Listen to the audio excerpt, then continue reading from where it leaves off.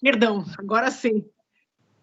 Muito obrigada, doutora Vera Bava, agradeço a honra de participar desse evento, cumprimento e agradeço o convite à nossa presidente, doutora Maria Inês Fornazaro, presidente da ABO não, ABO, né? A maneira carinhosa é ABO. Fiquei muito honrada com o convite, cumprimento os demais participantes desse diálogo, doutora Ana Sofia Schmidt de Oliveira, doutor Edson Vismona, doutor Eliseu Soares, que é o ouvidor da polícia aqui em São Paulo.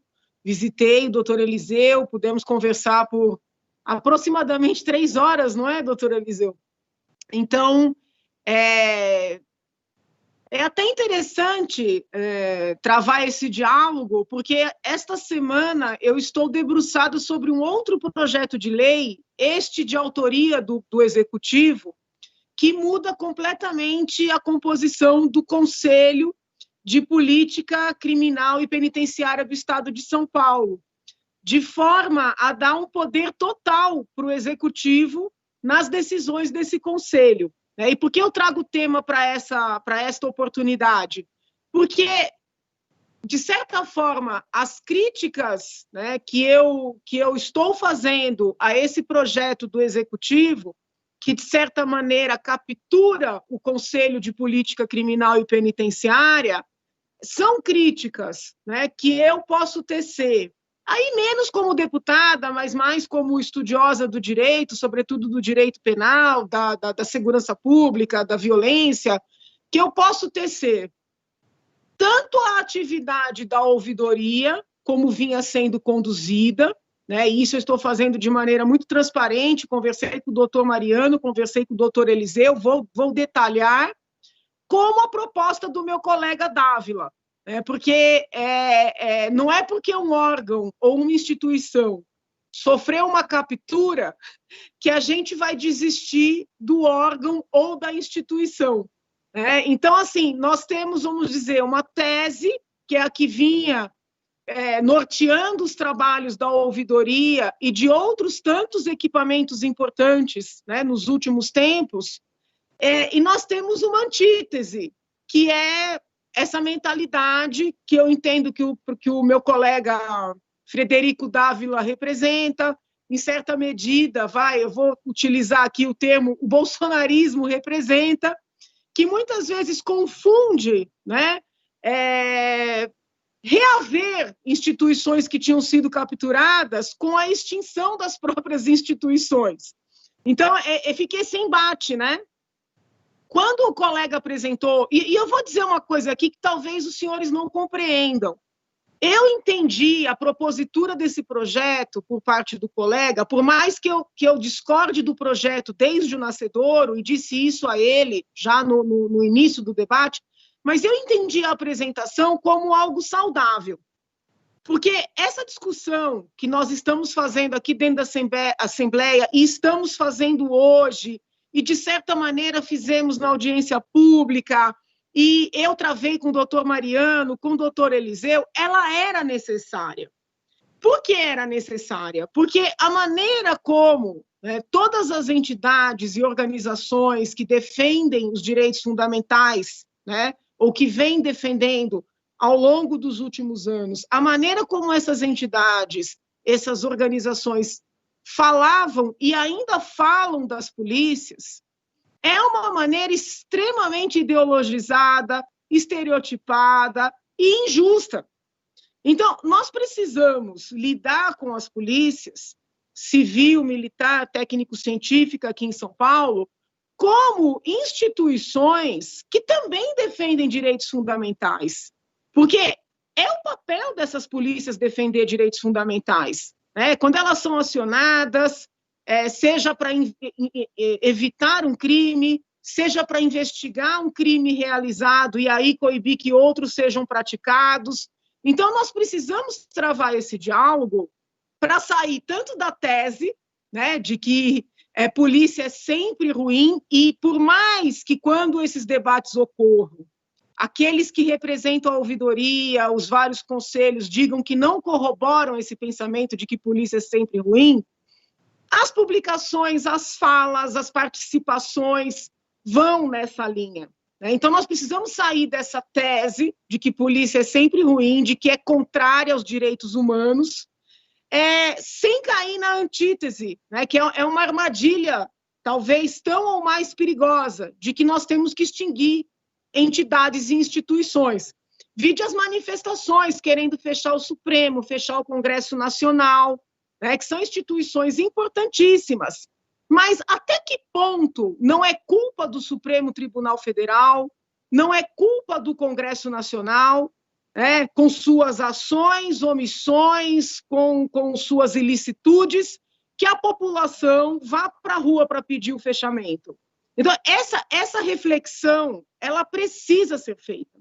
Então, quando eu chamei a audiência pública, eu antes consultei o colega Frederico, porque eu acho que seria um desrespeito, né, com ele, chamar uma audiência para tratar do projeto dele. Eu falei, Frederico, esse projeto, ele precisa ser melhor debatido, você precisa se abrir para o diálogo, entendeu? Por que você não chama uma audiência pública? Aí ele disse, eu não, chama você. Eu falei, se você me autorizar, eu chamo. Eu tomei o cuidado de convidar todas as bancadas, todos os parlamentares. Só participaram aqueles parlamentares que defendem o fechamento. Então, quem assistiu ficou com a sensação de que a organização tinha sido antidemocrática, mas não foi. O problema é que eles não quiseram participar e uma das colegas, quando se manifestou em plenário, deixou o seu sentimento falar mais alto. Isso não é ruim, é bom. Quando o sentimento sai, a gente trabalha o sentimento. E ela disse o seguinte, eu não quero extinguir a ouvidoria, eu quero extinguir as polícias, eu quero extinguir a polícia militar. Então, assim, acabou sendo uma oportunidade de análise, sabe, o debate desse projeto, entendeu? Porque, assim, a maneira como as polícias vêm sendo tratadas, a estigmatização, ela também não é saudável. Então, é óbvio que um cidadão, qualquer cidadão, não quer permitir que o Estado polícia, né, possa dar um tiro na nuca de alguém que está, por exemplo, algemado, que já está contido, independentemente do que esse alguém fez ou viria fazer, se fez. Ninguém quer que o Estado, naquele momento representado pela polícia, possa dar um tiro na nuca de uma pessoa, entendeu? Ninguém quer. Mas, ao mesmo tempo, todos querem que a polícia, numa situação concreta, né, de lesão ou ameaça aos direitos fundamentais de qualquer cidadão, que a polícia seja efetiva, que ela atue, que ela impeça, né, fazendo uso proporcional da força, mas, se necessário, fazendo uso da força. E o que vinha acontecendo nos últimos tempos? Qualquer atuação, inclusive aquela inerente à atividade policial, sendo tratada como criminosa. Então, eu compreendo, da mesma maneira que eu entendo o grito, né, sentido da colega, né, no plenário, eu não quero extinguir a ouvidoria, eu quero extinguir a polícia, eu respeito esse sentimento e estou aberta a tratar dele, e a gente tem que conversar sobre esse sentimento. Eu compreendo muito o sentimento dos meus colegas, indignados, ao saberem que policiais, por exemplo, que por fazerem o seu trabalho foram demitidos sem direito de defesa ou foram retirados das ruas, né, como se tivessem cometido execuções ou torturas. Execução ou tortura é crime da maior reprovabilidade, porque é o Estado descumprindo a lei. Mas o exercício do poder de polícia, ele é uma necessidade também do Estado democrático de direito. Então, quando aqueles colegas gritavam ali que querem extinguir, tem esse sentimento contido. E eu acho que eu lido bem com os dois sentimentos, porque eu tenho uma vivência muito grande dentro da Universidade de São Paulo, né? E na Universidade de São Paulo, essa ideia de que a polícia é inimiga, de que a polícia é em si criminosa, né, e de que só defende direito humano quem é contra a polícia, ela é a ideia que prevalece. E não é entre os alunos, é entre os professores. Eu tive alunas filhas de policiais que sofriam assim, preconceito, discriminação, alunos policiais que às vezes não aguentavam participar né, da vida acadêmica. Então, assim, é muito agressivo, é muito repressivo, e isso acaba ensejando um sentimento de reação. Então, eu acho que, se nós queremos construir algo, é necessário olhar para essa realidade. Porque eu também não vejo como justo o discurso de desmerecer completamente essa reação, ainda que eu diga que é inadequada, e disse a ele, do meu colega Dávila e dos colegas que subscreveram o projeto com ele. Se nós não reconhecermos que o sentimento deles tem alguma legitimidade, nós não construímos nada. Então, foi esse... Quando o doutor Mariano esteve aqui, que ele veio conversar comigo, falou, não, eu preciso do apoio da senhora, porque é inconstitucional. Eu falei, doutor Mariano, eu não vou votar sim a esse projeto, mas será que não é o momento da gente fazer uma reflexão? Será que a ouvidoria não precisaria ser um pouco mais plural? Não seria necessário o senhor ter, por exemplo, uma equipe que pudesse trazer para o senhor diferentes pontos de vista e não esse pensamento uníssono que capturou a ouvidoria?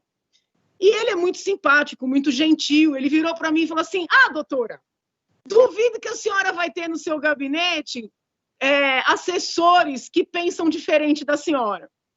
E, por coincidência, naquele momento, participava da reunião uma assessora minha que tem um pensamento bem mais à esquerda mesmo do que eu, entendeu?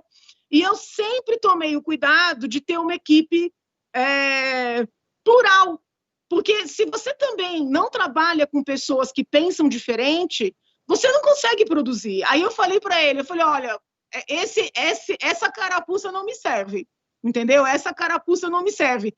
Esse pensamento unitário foi o que eu denunciei minha vida inteira. Falei, então, doutor, talvez seja o momento de fazer um pouquinho dessa reflexão. Quando visitei o doutor Eliseu, eu disse a mesma coisa. Doutor Eliseu, vamos tentar construir uma gestão, ele está aqui, pode me corrigir se eu estiver mentindo, propositiva, mais propositiva, menos acusatória. Lógico, o que precisar ser acusado, que seja acusado, mas essa generalização é inadequada. Até para sair do ambiente de São Paulo, eu lembro de um caso de um policial rodoviário federal que, depois de um assalto, ele fez ali uma perseguição e houve troca de tiros. E a pessoa que tinha cometido o assalto morreu. Ele foi tratado como um bandido. E ele estava simplesmente exercendo a sua função. Então, se nós não começarmos a separar as situações, nós acabamos dando força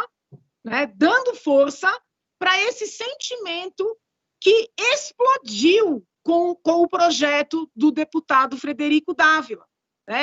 Quando a doutora Vera fala em compliance, eu realmente vejo da mesma forma. As ouvidorias, elas são instrumentos de compliance. E no Estado, e sobretudo no Estado de São Paulo, eu sinto muita falta de compliance real, porque muitas vezes eles são formais, eles são fictícios, apenas para dizer que há. Mas o compliance real, ele precisa acolher aquele que traz o relato, ele precisa garantir que aquele que traz o relato não vai ser perseguido mediante sindicâncias, procedimentos administrativos, ações judiciais, sejam cíveis, sejam criminais. E nós percebemos em vários equipamentos, inclusive públicos, que essa ideia de compliance, ela ainda não talvez ainda estejamos caminhando também no ambiente privado, Então, por mais que sejam searas independentes, o público do privado, a cultura se forma ao mesmo tempo. Então, no ambiente privado, nós ainda não temos uma cultura compliance. E no ambiente público, idem. Eu falo com conhecimento de causa o que eu vivenciei dentro da universidade pública. Eu fiz um relato de uma situação que eu entendia como inadequada, posso estar certa, posso estar errada, mas a minha vida virou um inferno.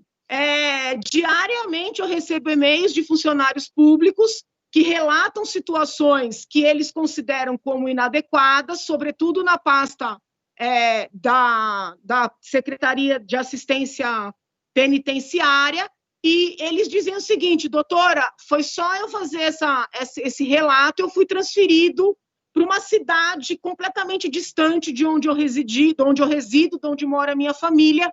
Então, essa ideia de compliance, um compliance real, não um compliance formal, ela não está enraizada ainda na nossa sociedade.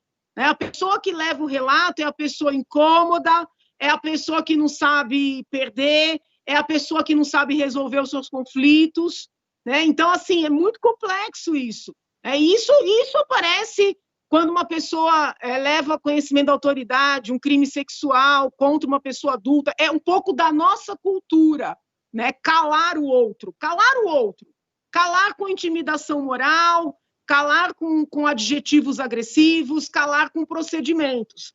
Então, como a minha formação é uma formação toda de não calar, né? Nem me calar, nem calar o outro, seria um contrassenso eu votar para extinguir a ouvidoria, entendeu? Seria um contrassenso, mas eu não tenho como deslegitimar o sentimento dos colegas. Então, daquela audiência pública, no meio da conversa, eu digo para os senhores aqui com a maior transparência, eu não tinha pensado em propor que o colega fizesse uma emenda aglutinativa ou uma emenda de plenário.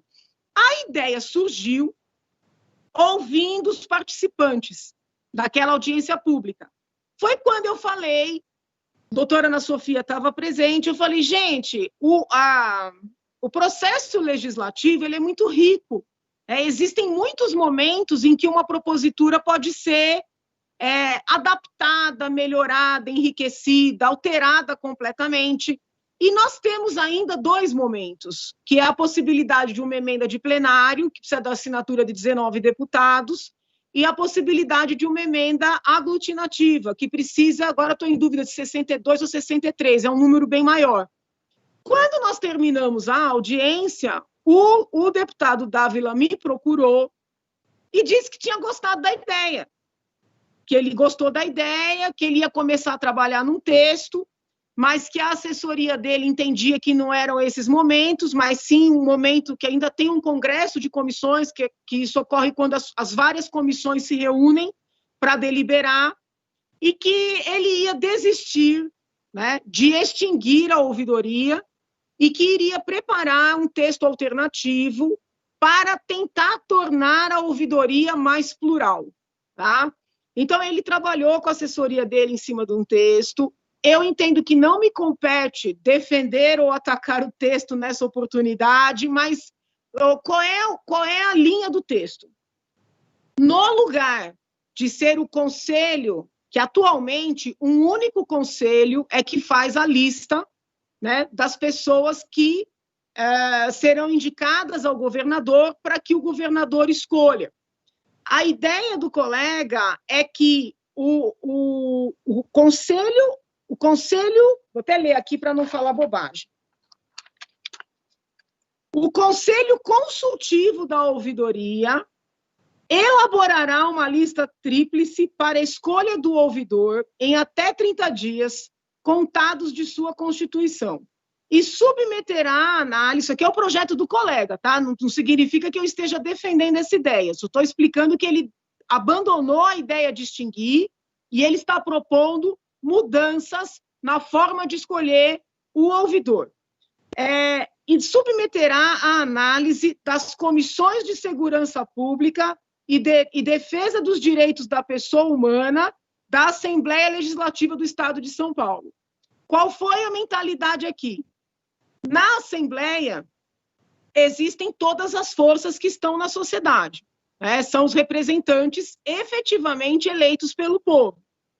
Ele elegeu aqui as 2 secretarias da segurança, que no caso é o órgão que comporta a ouvidoria, ou relativamente ao qual, né, funciona essa ouvidoria, e também dos direitos da pessoa humana, cidadania e participação das questões sociais. Porque essas 2 comissões estão diretamente relacionadas com o tema e, por força da estrutura aqui da Assembleia, elas contemplam todas as forças. estarão representados os partidos mais à direita, os partidos mais à esquerda, os partidos centro-esquerda, centro-direita, centro.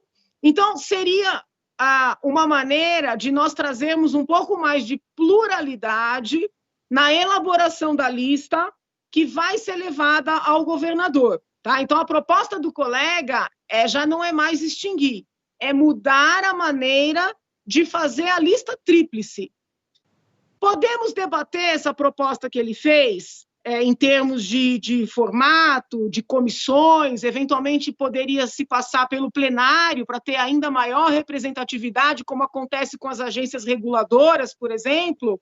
Ok, mas me parece necessário, com todo respeito, que haja maior pluralidade, porque é muito comum, e aí eu falo aqui para o doutor Eliseu, com o maior respeito, doutor Eliseu, que nós tenhamos 3 indicados, né, um de esquerda, um pouquinho menos de esquerda e o outro um pouquinho mais de esquerda, né? E a mentalidade, e o histórico, e a vivência, e o currículo, que, em regra, é muito bom, né? Mas, assim, é sempre tudo muito parecido, né? E a gente não garante alguma alternância de pensamentos nesse órgão tão importante. Então, o colega abandonou a ideia de extinguir, o que eu acho muito saudável, muito embora entenda que tenha sido saudável o debate também, e ele está propondo uma maneira mais democrática de construir essa lista tríplice para que o governador possa ter, talvez, pensamentos mais múltiplos na hora de escolher o ouvidor da Polícia do Estado de São Paulo. Ele também propõe que o Conselho Consultivo... Eu lembro que, quando eu fui conversar com o doutor Eliseu, ele pode até falar sobre isso na sequência, ou me corrigir se eu tiver entendido errado. O doutor Eliseu disse que a ouvidoria hoje já tem um Conselho Consultivo e fica a critério do ouvidor, não digo as pessoas, mas como compor esse conselho. Até se eu não estou equivocada, o senhor me disse que até um certo tempo havia um policial militar ou civil, e agora o senhor ia colocar alguém da outra polícia, para poder haver uma alternância. O deputado Dávila também propõe aqui que haja um conselho consultivo da ouvidoria composto por um representante da Secretaria de Justiça e Cidadania, um representante da OAB, 2 representantes da PN, sendo um praça e um oficial, 2 representantes da Civil, sendo um delegado de polícia e um ou investigador ou escrivão, um representante da Polícia Técnico-Científica, 2 representantes do Poder Legislativo, um representante do Ministério Público. Eu havia sugerido a ele, que agora estou vendo aqui que acabou não ficando, colocar um representante das universidades públicas, porque, por exemplo, o Conselho de Política Criminal e Penitenciária tem representantes das universidades. Então, assim, isso aqui, o colega não apresentou oficialmente ainda, vamos dizer, é uma primeira minuta de projeto alternativo àquele texto original, tá? Então, eu não me sinto, assim, com legitimidade de falar por ele, mas eu hoje encontrei com ele e falei, olha, eu recebi esse convite, eu ainda não tinha tido a oportunidade de falar com ele sobre o nosso encontro, e eu queria falar um pouquinho sobre a sua mudança de posicionamento, sobre o que você está amadurecendo para apresentar no momento oportuno, e, por enquanto, é esse aqui, né, o encaminhamento que ele pretende dar. Por óbvio, isso só vai ser oficial no momento que ele protocolizar, né? Seja como uma emenda de plenário, seja como uma emenda aglutinativa. Mas, quando ele trouxe essa situação, porque assim, o plenário ele é muito rico, porque mesmo quando nós não estamos ali falando na tribuna ou deliberando, quando nós nos encontramos ali, os assuntos que estão em trâmite vêm à tona. E coincidiu de estarmos eu, o deputado Dávila, e vários dos deputados que, num primeiro momento, assinaram com ele a extinção. e todos eles concordaram que seria melhor tornar a ouvidoria mais plural do que acabar com a ouvidoria. Como eu acredito que todos nós entendemos que é melhor aprimorar o Congresso, a Assembleia, as universidades, o Supremo, do que fechar, né? Então, esse que é, vamos dizer assim, o estágio dos debates aqui na casa, entendeu? Então, assim, talvez o deputado Dávila, ele tem aquele jeitão, ele é boa pessoa, talvez fosse o caso de ele, com a assessoria dele, sentarem com alguém que represente, né, a ABO ou a ouvidoria aqui do Estado, para dialogarem um pouco mais sobre esse texto alternativo que ele está construindo. Eu tenho certeza que ele vai gostar de ouvir sugestões. Eu acredito muito que o processo legislativo seja decorrência, ou deveria ser decorrência de diálogos, né? De muito ouvir, de muito avaliar, amadurecer. Então, esse é o estágio aqui da situação. Eu acredito nos posicionamentos mais ponderados, acho que o país precisa disso, sabe? Precisa dessa síntese em todas as searas, em todas as searas. Até no enfrentamento da Covid, a gente viu que os dois extremos estavam errados, né? Precisa dessa síntese em tudo. Então, assim, eu fico feliz de poder participar, fico à disposição, vou ficar até o final, caso tenham alguma dúvida do processo legislativo, o que eu puder ajudar, seja neste momento, seja posteriormente, tá bom? Muitíssimo obrigada, muitíssimo obrigada. Não podemos fechar, né, canais de escuta, temos que aprimorá-los. Obrigada.